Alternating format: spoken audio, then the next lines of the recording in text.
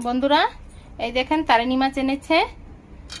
এই মাছটা আজকে কড়াইতে ভাপা করব, বাটিতে দেব না। আজকে কাঁচা মাছটাই ভাপা করব। এই যে পেঁয়াজ কেটে নিয়েছে কতগুলি।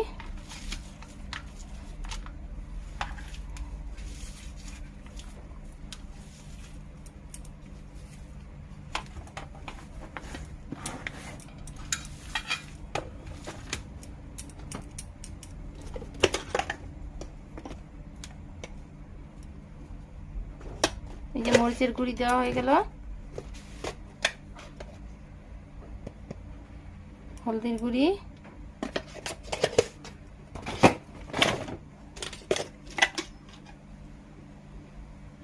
জিরা গুঁড়ি,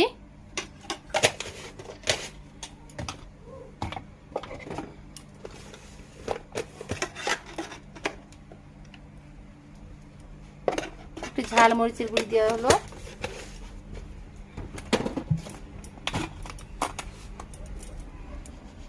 লবণ।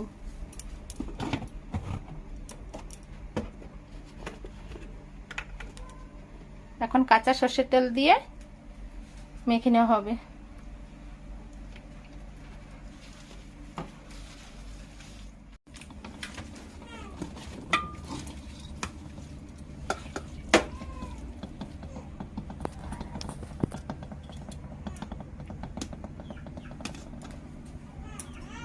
একসাথে ডালে তো না মুয়ে কি কাকুর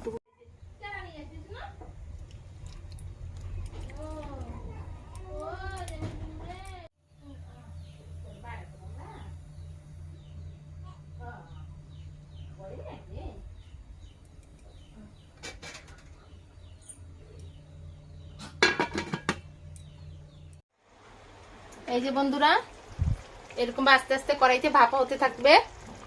এখন ঢেকে দিই।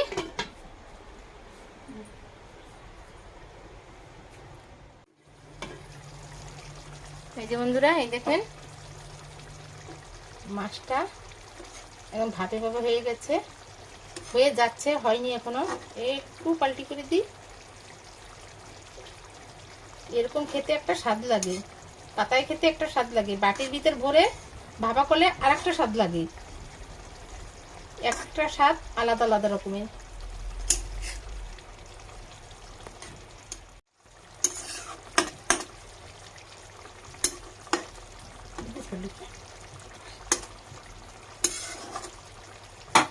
এই যে বন্ধুরা, আবার নিভা জালে আমি ঢেকে দিচ্ছি। এই যে বন্ধুরা, এই দেখেন আমার মাছ ভাপাটা হয়ে গেছে। একটু গন্ধের জন্য, একটু সুগন্ধের জন্য একটু অল্প একটু গরম মশলা ছড়িয়ে দেবো উপর থেকে। এই দেখেন কি গেল।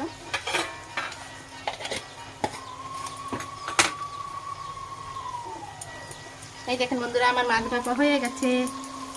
এই দেখেন অল্প সময়ের ভিতর হয়ে গেল। এই দেখেন